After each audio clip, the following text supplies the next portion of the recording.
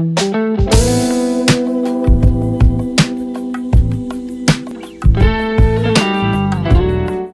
so what is up guys, na Frustrator is back at it again for another video, no? So medyo na-delay tayo ng upload ngayong araw, at we can say gabi na kasi 8:55 PM na, no? So kakauwi lang namin dito, kakabalik lang ng power, no? So ngayon, alam kong sigurado kung alam nyo na kung ano nangyari sa crypto market kaninang around lunchtime, kung anong oras man yun, nanonood ako ng Shang-Chi kanina. So yun na, so ito lang, i-share ko lang sa inyo, no? So around almost 3 weeks ago, kasi November 16 ko in-upload tong video na to. We were looking at this pattern, no? At this rising wedge, a potential double top. We were mentioning this since around November 15, November 16. Yung position ko, November 15 pa yun naka-open at this 66.2k area dito sa peak nitong isang recent lower high na to. Dito pa lang, I was, parang may analysis was to be mag-form to as a double top. And then breaking down, and then ito, tingnan natin kung ano nangyari. So currently my short position is 800% in profits, no? So short position yan, hindi yan long. Hindi ako naglo-long during a bear market, no? So that is, again, for me, that is not a financial advice. Pero yun nga, if you were following our channel, congratulations, I think, because kahit hindi mo ito na trade, at least you were prepared or you were informed na may ganitong scenario na pwede mangyari. Ito, kita nyo to. I think this is the weekly time frame ata to, o daily time frame tong tawag dito, thumbnail ko dito pinakita ko yung double top na form na dito, 'di ba? Meron tayong target, i-discuss din natin kung ano nangyari dito sa 90k to 100k natin. Okay, so yun lang, sana tapusin niyo tong video para wala kayong ma-miss out, no? Huwag kayong mag-base sa title, huwag kayong mag-base sa title, guys. Panoorin niyo, minsan kasi kiniklikbait ko yung title para may manood, pero mukhang di naman siya effective kasi wala naman masyadong nanonood. No? So, yun lang. So, yan. Tingnan natin kung ano nangyari doon sa ating kahapon, sa charts kahapon from yesterday. So, yun nga, kaninang tanghali nakakita tayo ng medyo masilan-silan or malala na damperist, no? So, kung paano malala yung damperist, umabot siya hanggang around 42k, no? Lumampas pa, mas bababa pa ng nasa 41.8k yung pinaka-lowest niya, no? So, 'di ba, sinasabi ko sa inyo, I was informing you na ito ay isang hidden bearish divergence. Ito, 'di ba? Sinasabi ko sa inyo. Tapos ito, kung mapapansin niyo, hirap na hirap siya maka-recover dito. 'Di ba? I think sinabi ko baka hapon, kung hindi ko sinabi, basta may bias is hindi ito magbe-breakout kasi nga nasa yung EMA 200 nakaharang yan, hourly pa yan, 'di ba? So, 'yun. That is my bias. My bias is hirap ipaliwanag kasi baka sabihin, kaya mo sinasabi yun kasi nag-breakdown eh. Pero yun nga, ang bias ko dito is magbe-breakdown siya. Bakit? Kasi nga meron tayong itong pattern na to. Kung makikita nyo, diba? I think sinabi ko na to sa Telegram group. So again, kung wala pa kayo sa Telegram group, sa Facebook group, sa Facebook page, kung di kayo naka-like, nandiyan sa description yung link, no? Libre pumasok dyan, libre sumali. Bahala ka na kung saan mo gusto pumunta, no? So yun. Ito is, I showed this there, share ko to. Sa yung iba sa members natin nakikita to as a falling wedge. Pero ang nakikita ko nga dito is a head and shoulders pattern. Okay? So, yun. So, yun, nag-breakdown siya. True enough, nag-breakdown. Although, ang in-expect natin for a head and shoulders pattern is ganito. Ayan. So, ganyan sana yung kanyang neckline. Pero yun nga, kahit ganito yung neckline niya is nag-breakdown pa rin siya, no? So, tingnan natin sa mas mataas na time frame. So, 'di ba? Dito tayo sa daily, I think kasi masyadong masalimuot yung lower time frame kasi puro pulang kandila na yung nakikita natin. No? So, dito muna tayo sa RSI, 'di ba? Ito yung sinasabi natin kahapon. O at least ako sinasabi ko sa inyo. O sineshare ko, okay? So, ito yung target ko. Ulit, meron tayo dito support, naging resistance, na breakdown, na breakout, 'di ba? Nag-break above, nag-support, 'di ba? Dito may resistance, dalawa.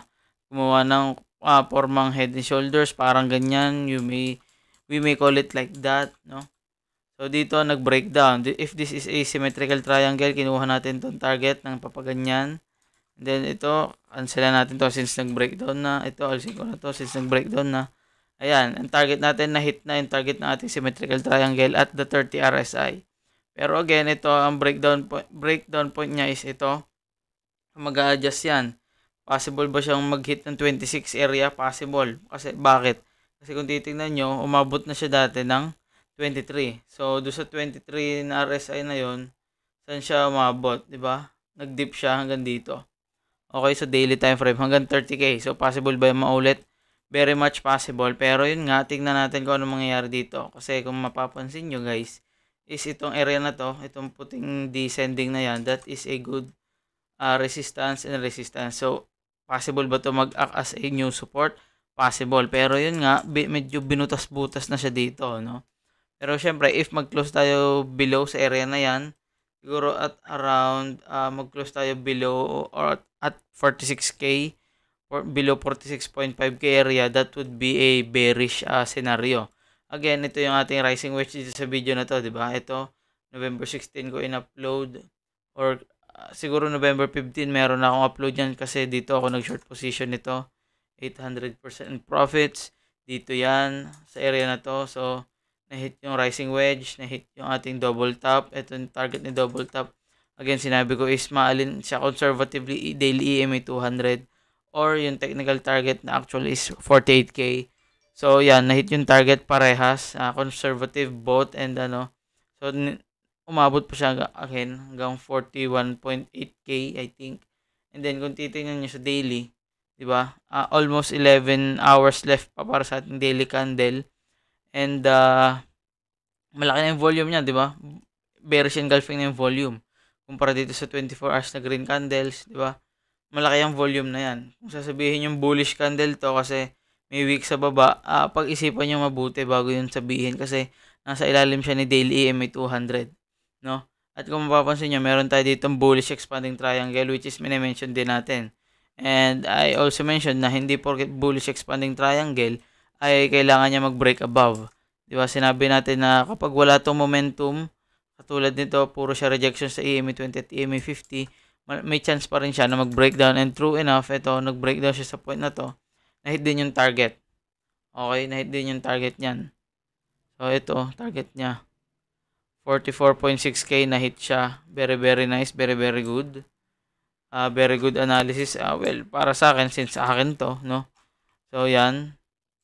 Ano pa yung isa pang scenario dito na magiging medyo malala kung sakaling mangyayari? Kasi kung titingnan nyo, this could be a bearish expanding triangle. So, paano yung bearish expanding triangle? So, ano naman yung pinagsasabi na kabullshit na pattern na yan? Ano ba yung mga bearish expanding triangle mo na pinagsasabi? Puro ka naman katangahan. Yan. So, ito siya. Kung makikita nyo dito guys, bearish expanding triangle. Dito again, dito, nag-short din ako dito. Diba? So, this is a bearish expanding triangle. So, paano kain yung target nyan? Dito, no, I think dito rin ako nag-short nung nakaraan. Dito. And then, breakdown point. Na-hit ba? Na-hit. Diba? So, if this is a bearish expanding triangle, itong orange, okay, kung ito ay isang bearish expanding triangle. Okay, so ilabas na natin to. Syempre, only here, no? Wala naman ako nakita iba pang nagbibigay ng ganitong analysis maliban sa akin dahil ewan ko, dumadami yung haters ko kapag ginagawa ko to. Pero goods pa din naman. Wala namang kaproblema doon. Kasi I don't care about what others bullshit analysis yan. Basta sa akin, mas okay yung sarili kong analysis. No? So, yun.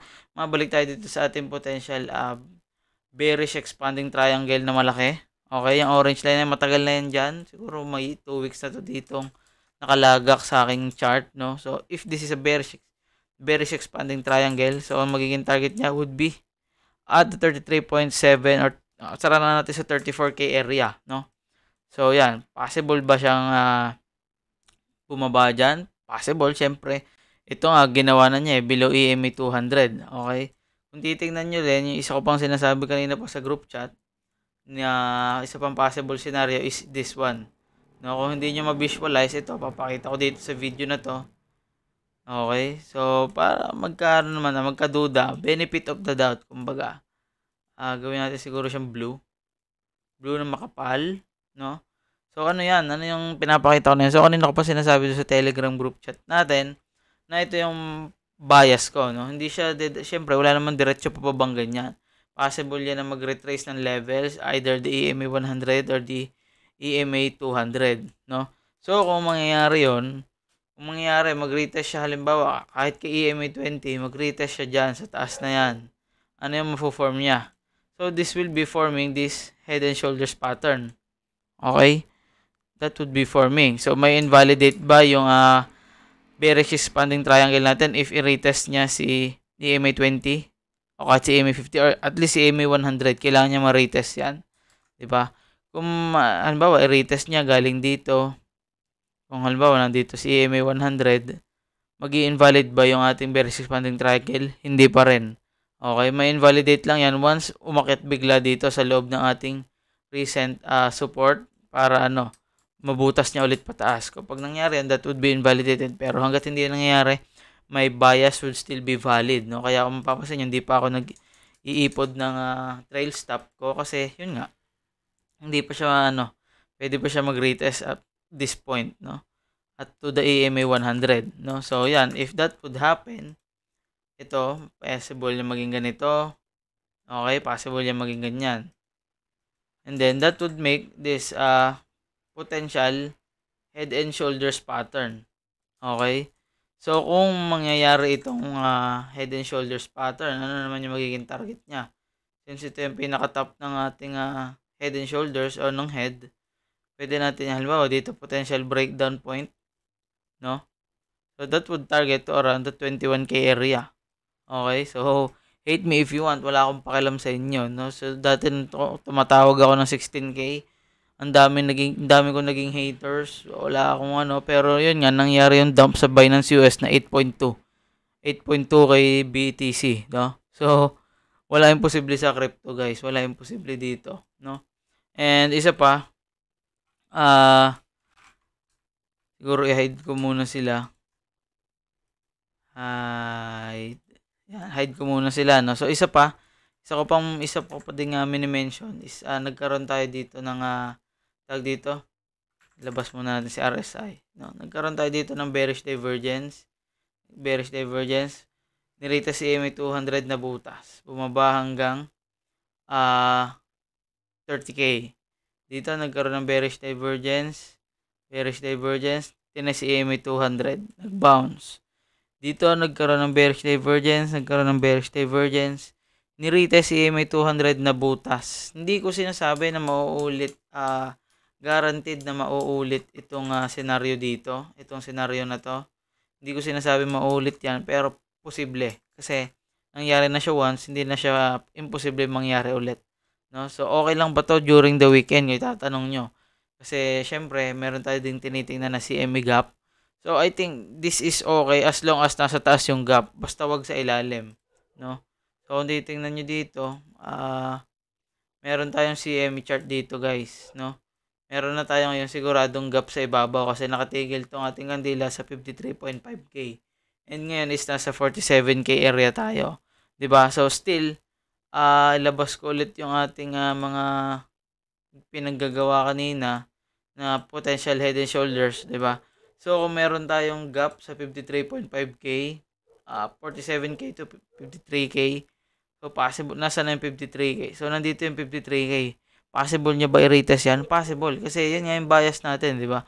I-fill niya muna yung gap sa ibabaw. Pag na-fill niya yung hanggang 53.5k na to, possible na ulit yan bumaba. Bakit siya bababa? Kasi, hindi tingnan niya sa macro scale, sa daily. Meron siyang gap dito, dito. At meron siyang maliit na gap dito sa, asa na yun? Nakita ko yung gap na yun eh. Nasa 3.5k area. No? Sa lower time frame, may gap yan dito, guys. Nasa na yung 3.5k yan. Siguro sa 1 hour kita yan. No? Pakita ko na sa inyo para hanapin ko na dito. Para isang pakitaan na lang. Nasaan ba yun? Naku. 4 hours. Ito. Meron ba tayong gap dito, guys? May gap tayo dito. Nasaan na yun?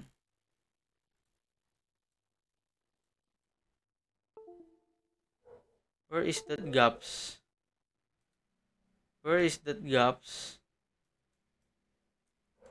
Basta hanapin nyo na lang, guys. May gap tayo dito sa around 3.5k area. Hindi ko siya makita dito sa time frame na to. Pero meron yan. Legit